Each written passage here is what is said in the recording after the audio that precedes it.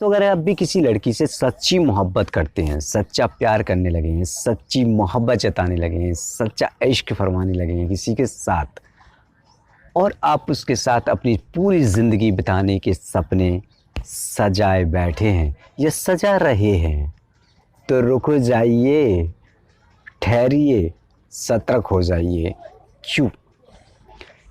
दोस्तों, मैं इस प्यार के मामले में थोड़ा सा आपको समझाता चलूँ कि मोहब्बत, इश्क, प्यार जैसी चीज़ जो हम करते हैं लड़कियों के साथ में, लड़के जो हमेशा सोचते हैं ना, लड़के की सोच ये होती है कि हमें एक लड़की मिले सच्ची, सीधी और सरल स्वभाव की, और उसका क्या है कि वो हमारे साथ पूरा रिलेशनशिप में रहे, हमसे शादी करे, हमारे साथ हमारी बीवी बने और हमारा घर चलाए।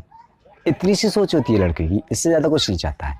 वो ये भी नहीं चाहता वो पैसे वाली हो, नहीं नहीं, बस अच्छी हो, थिंकिंग अच्छी होनी चाहिए। लड़का यही चाहता है। लड़का अपनी पूरी ज़िंदगी उसके साथ बिताने में अपनी ज़िंदगी दिन रात एक कर देता है, और वो चाहता है कि उसे किसी तरह खुश रखा जाए। बट ऐसा नहीं है। अब लड़कियों के साथ में जब हम इश्क में उतर जाते हैं, अब देखो इन लड़कियों का कहाँ से रंडीपना शुरू होता है।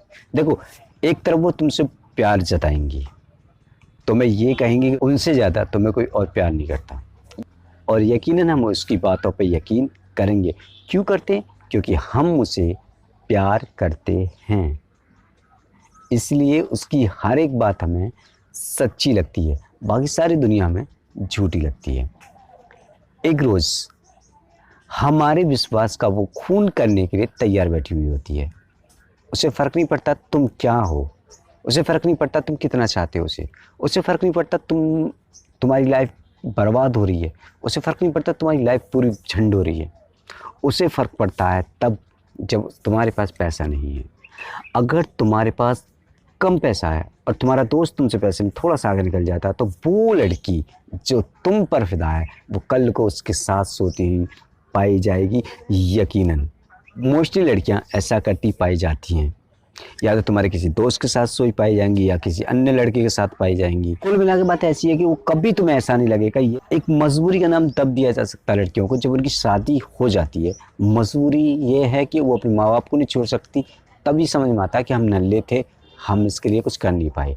लेकिन उससे पहले वो दूसरे लड़के के साथ सो जाती हैं, फिर अपनी पूरी ज़िंदगी सोती रहती हैं, फिर रखेल बन जाती हैं किसी और की जाके, पैसे वालों की फिर वो रखेल होती हैं। तो सारी ज़िंदगी वो यही करती हैं। आप यकीन नहीं करेंगे, प्यार में अक्सर ये धोखा तुम्हें मिलेगा, और मिल गया होगा, बहुत से लड़कों को मिल गया होगा।